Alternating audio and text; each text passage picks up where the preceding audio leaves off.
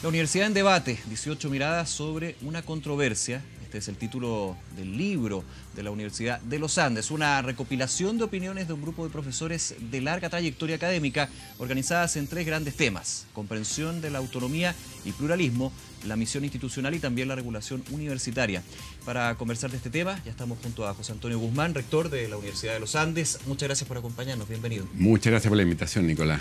A ver, ¿cuál es el objetivo de este libro? Son varios autores que entregan su mirada en un ambiente y también una época donde justamente es la educación superior, las universidades, donde está constantemente en discusión, en conversación. Pero aquí están apuntando ustedes a ir un poquito más atrás, el por qué existe la universidad, ¿no? Sí, a ver, en el fondo, de alguna forma el libro surgió con ocasión del debate que hemos tenido durante los últimos años acerca de la universidad, y nosotros dijimos: hay que mirar hacia adelante por una parte, es decir, qué es lo que viene, porque yo siempre he pensado que la reforma de educación superior de alguna forma se hizo con el espejo retrovisor. Nosotros pensamos que con este libro que queremos mirar hacia adelante, los desafíos que vienen, y lo otro que quisimos hacer es mirar la universidad desde dentro, porque había mucha opinión, hay mucha opinión acerca de cómo tiene que mejorar la universidad, pero no es gente que realmente sepa, en muchos casos, de qué es lo que es una universidad, cómo funciona, cuáles son las dinámicas. Mucha gente que está fuera de la universidad. Mucha gente que está fuera de la universidad. Y eso, claro, es tan compleja la institución universitaria que si uno trata de cambiarla desde afuera,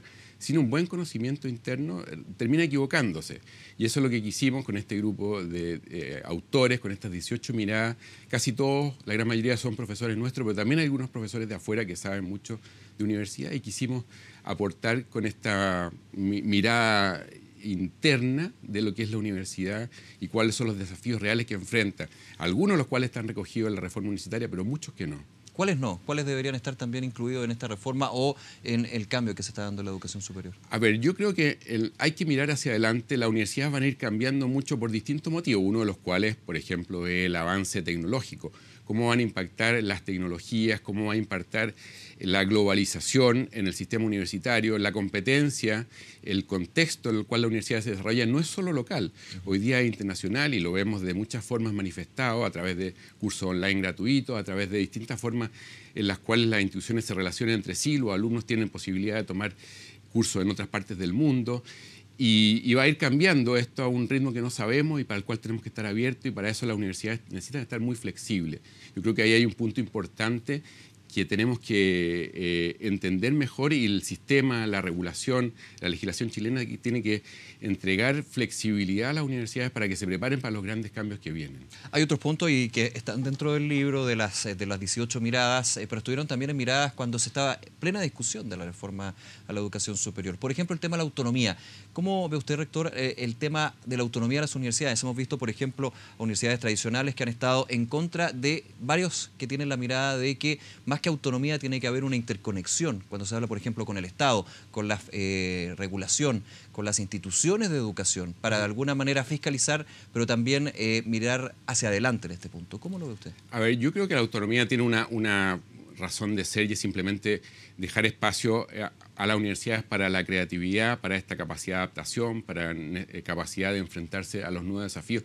Y no es para nada contradictorio con una conexión. Yo creo que tiene que haber una gran conexión entre la institución universitaria, una gran conexión entre la universidad y el Estado, porque en el fondo las universidades son una institución pública muy importante que sirve al bien común, y por lo tanto tiene que haber mucha interconexión. Pero al mismo tiempo tiene que haber autonomía, porque es bueno que haya en un país, en un sistema democrático como el nuestro, diversidad de proyectos. Algunos que proponen una cosa, otros que proponen otra, una mirada, distintos esquemas curriculares, distintas formas de hacer universidad que tienen que ser recogidas, que tienen que ser, tienen que dejarle espacio para que esos proyectos distintos se puedan desarrollar. Y para eso se necesita autonomía, que cada uno determine qué es lo que quiere hacer, cómo quiere hacerlo, lógicamente en un contexto en el cual el Estado tiene que velar por la calidad, tiene que velar porque no se estafe a la gente que ingresa a la universidad. Claro, hay casos que ya no son emblemáticos, sino que son preocupantes y que se pueden desgraciadamente ir repitiendo. Por supuesto, yo creo que eso hay que evitar todos los excesos, los abusos, que son muy malos y han hecho mucho daño al sistema, pero al mismo tiempo hay que dejar espacio para la creatividad, para las formas particulares que pueden desarrollar las universidades. ¿Y eso se puede combinar con la regulación?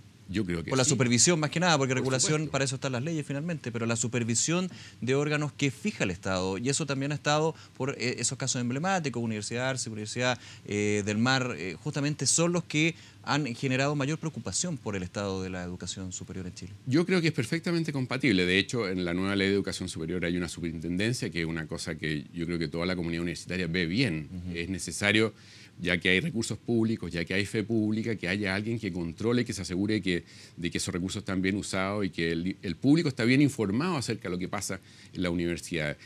Pero es de alguna forma un estándar mínimo que asegura honradez, pero que al mismo tiempo deja espacio para que las universidades se desarrollen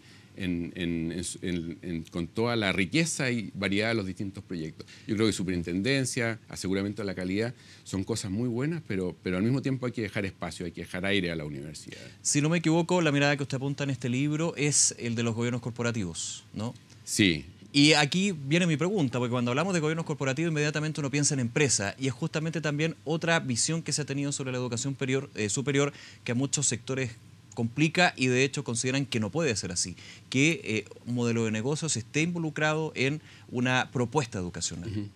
A ver, yo creo que el capítulo que desarrollo yo, que tiene que ver con gobernanza universitaria, no tiene que ver con gobiernos corporativos en el modo en el cual uno lo podría entender en una empresa, sino que precisamente haciéndose cargo de la complejidad, llamémosla así, política, de cómo están organizadas las universidades, en las cuales precisamente los académicos tienen un rol, una gran autonomía, y lo mismo los decanos y las distintas autoridades. Uno tiene que en las universidades conjugar esta autonomía académica, esta libertad académica de los profesores, de las facultades, con una capacidad de ir guiando la universidad hacia un determinado objetivo, llamémoslo así, estratégico.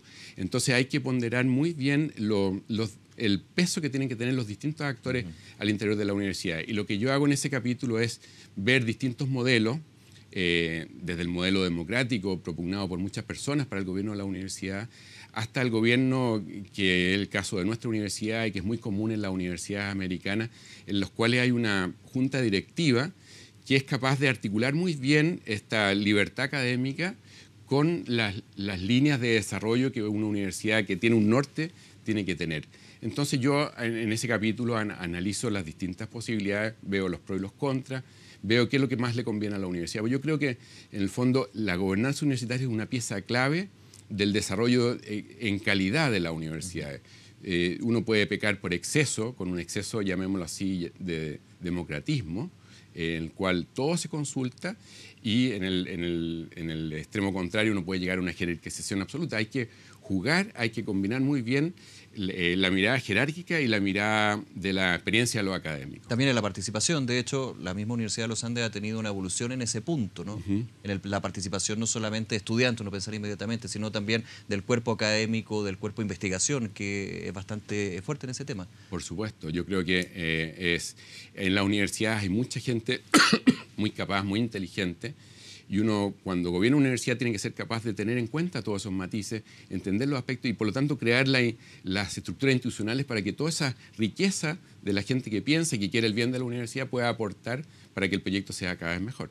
Ahora, vuelvo un poco a esta unión que tiene que haber entre lo público, lo privado, el Estado y finalmente estos centros, especialmente la situación de la Universidad de los Andes, pero también otras, que son universidades privadas, que claramente tienen un estatus distinto en términos de la situación que estamos conversando con las universidades estatales. Claro que sí. Esa relación con el Estado, por ejemplo, en el caso de la ley de aborto en 3 causales, por poner un ejemplo, ¿se puede ir mancomunando criterios? ¿Se puede no hacer solamente una diferencia? Claramente cuando hablamos de una universidad estatal, como pasó con la Universidad Católica y esta ley de aborto 3 causales, ahí había un tema bastante más complejo. Muchos decían, bueno, pero las universidades privadas están en otro mundo. Como también hablar de mundos que están en el mismo paralelo, porque muchas veces esa es la diferencia entre la universidad privada y el resto de las universidades, las más tradicionales que se dicen. Yo creo que es una muy buena pregunta y tiene que ver en el fondo con el aporte que las universidades entregan a la discusión política y a la discusión social. Hay universidades, las universidades públicas normalmente tienen que tener, llamémoslo así, una mirada neutra en la sociedad, en la cual hay espacio para todas las posturas respecto a los temas políticos y sociales que la sociedad está enfrentando. Y es una forma legítima y una forma conveniente para las universidades estatales. Pero al mismo tiempo yo creo que es muy bueno que en el país existan universidades que tienen un conjunto de valores, los cuales creen, los cuales sostienen, compatibles con la libertad académica, pero que que proponen desde su mirada una mirada social. Y eso enriquece el debate político. O sea, si en la sociedad pensáramos todo igual, el debate sería sumamente pobre. En cambio, el hecho que haya universidades o centros de estudio o partidos políticos, distintas manifestaciones de la asociatividad humana que tengan posiciones distintas, lo que se logra con eso es enriquecer el debate público y por lo tanto enriquecer la democracia. Y por eso que yo creo muy firmemente en que tiene que haber universidades con idearios claros y que defienden con toda claridad, valentía en el espacio público. Voy a mostrar el libro. Este es La Universidad en Debate, 18 miradas sobre una controversia. Se nos acaba el tiempo, rector, pero ¿por qué controversia? ¿Por qué se fija el nombre en este título? Porque, bueno, es un título periodístico, pero yo creo que hubo durante muchos años en Chile una gran discusión acerca de lo que era la universidad y nosotros sentimos que teníamos algo que decir que no se había dicho suficientemente en el debate durante la discusión de la ley.